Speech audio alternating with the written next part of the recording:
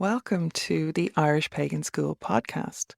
Your hosts are authors and co-founders of the Irish Pagan School here in County Waterford, Ireland, Laura O'Brien and Jon O'Sullivan. Fáilte. What should you do with perishable offerings? Dagda agus fáilte. Hi, hello, and welcome. Jon O'Sullivan from the Irish Pagan School here, and that is a question that we are presented with quite often here at the Irish Pagan School, and it's one that comes up quite regularly when people are beginning to develop a practice of spirituality that involves offerings to gods, guides, guardians, whatever it is. I did a video not so long ago about how and what are offerings in a spiritual relationship. If you'd like to know more, definitely go and check that one out. I should probably link it down below.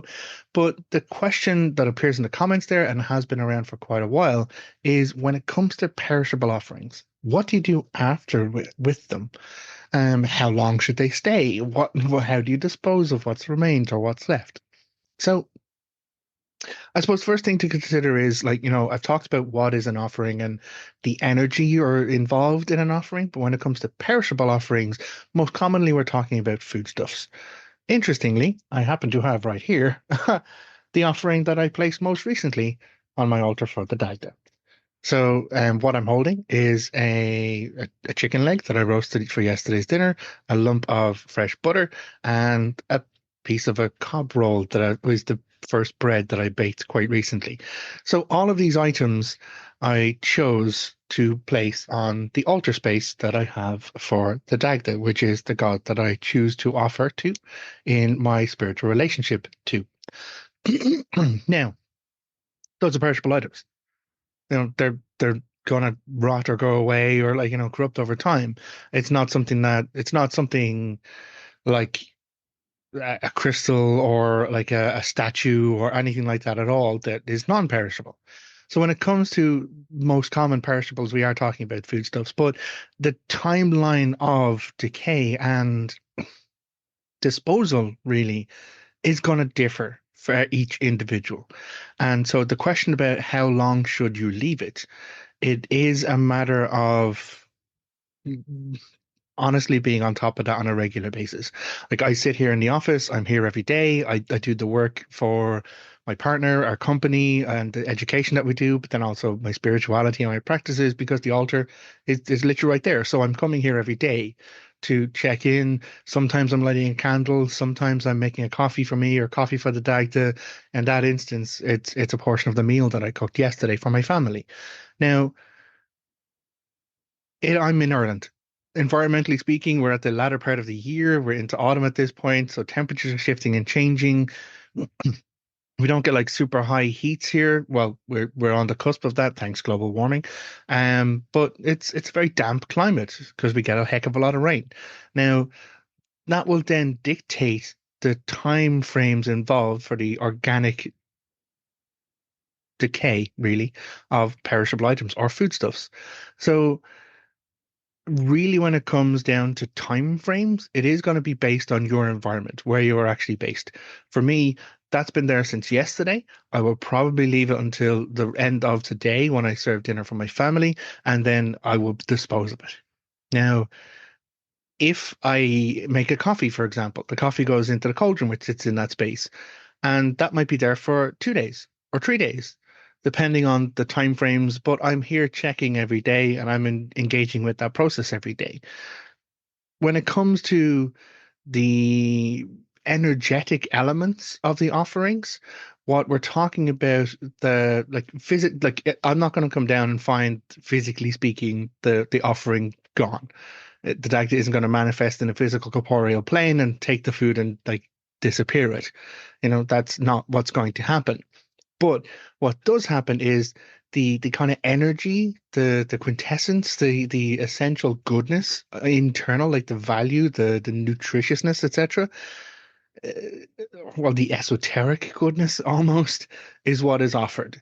And so I know people who, after it's been placed there overnight, and if they're in a certain environment where it works for themselves, or what it is that they've offered, they might consume it themselves because it has a nutritional value.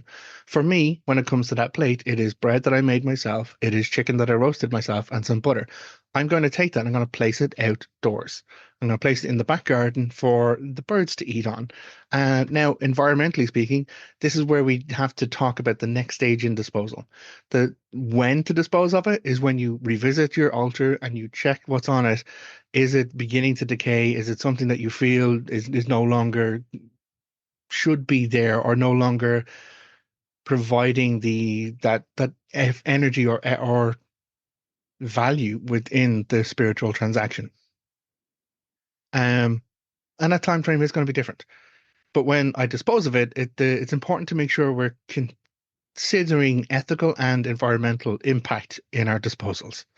So if we're dealing with perishable items, most commonly, like nothing on that plate is going to harm an animal who consumes it or a bird that consumes it. And so that's why I'm comfortable leaving it out. If there was something that would, if there was, say, I don't know, garlic or onions or some kind of herbs or spices in it that could be harmful to the digestive systems of the wildlife in my area, then I might make a different decision about it. Like rice, for example. Dry rice, it's not really, we stopped throwing rice at weddings in Ireland because pigeons would eat it, it would swell inside them, and then they would be hurt and die. And so those are things we need to be considerate of. Or, for example, if the rice is left out for too long, it gets watered, then it might ferment, and next thing you know, whatever animal consumes it is getting drunk on it or poisoned on it. And that's what we don't want when it comes to disposal of the remains of our offerings. Fundamentally, it comes down to this idea of doing no harm and having a minimal environmental impact. Because one of the cornerstones of paganism is a reverence for nature and the environment around us. And so, if through our practices we are discarding or disposing of stuff in such a way that it would be harmful to our native environment, then we're not being very good pagans. So, when you are then considering what it is you're going to give as a perishable offering, that should be something you take on board. That should be something you think about. Like, how am I going to dispose of this? In what way am I going to dispose of it? To make sure that it's not going to have any negative environmental impact. If it is a case that, you can't dispose of it, you don't have native wildlife, you're in an urban area, it's not something you can leave out your back garden or something like that. Or if putting something out in your back garden would attract dangerous animals from your rural environment, not something you want to be doing either, then it is a matter of just conscientiously disposing of it, putting it in your compost or putting it in your trash receptacles or rubbish, because to a certain degree, the essence, this energy or quintessence, is gone from it. Now, I know people who have a much more active engagement around some of their offerings, and once the energies have been given, once like that first effort, first kind of energy, that reverence of placing it on the altar, they then consume it themselves later on that day or the next morning. Because nutritionally speaking, there are like the physical nutrition is still going to be part of the physical nutrition within our physical form, as opposed to the energy or the quintessence of it, um, which is a word I learned recently actually, was in reference to offerings, and I think I referred to it in my previous video. I'll have to go back and check that for myself, really. Now I'm wondering where that word came from. I think it was Shaw. Or maybe it was Douglas Hyde. I was reading, actually, it was Douglas Hyde. I was reading something written by Douglas Hyde not so long ago, and that was kind of the reference within it. So, yeah, essentially, when it comes to these, I keep saying essentially, I feel like I'm running around in circles about it, but it isn't a question that we get asked a number of different ways. So I'm trying to come at it from different ways to answer those questions. What it really comes down to is active altar space and active altar engagement.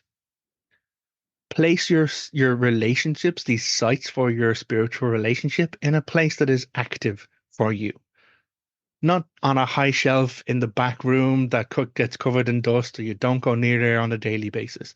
Put it in a place where, even as you're walking past, like I step past my desk here to go out this door behind me, I'm brushing past the cauldron, my feet on the ground, ring the ring, like shake the ring that rattles against the cauldron's form.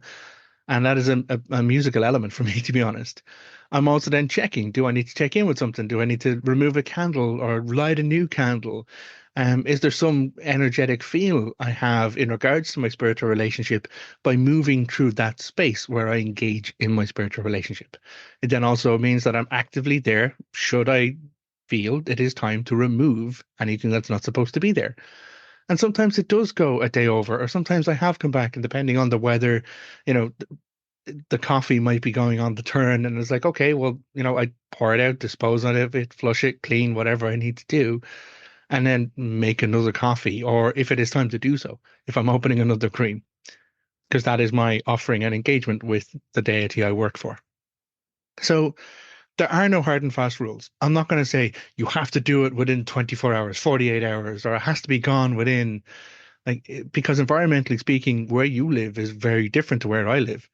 Something in a dry, arid, warm environment may last a bit longer than in an extremely cold, humid environment.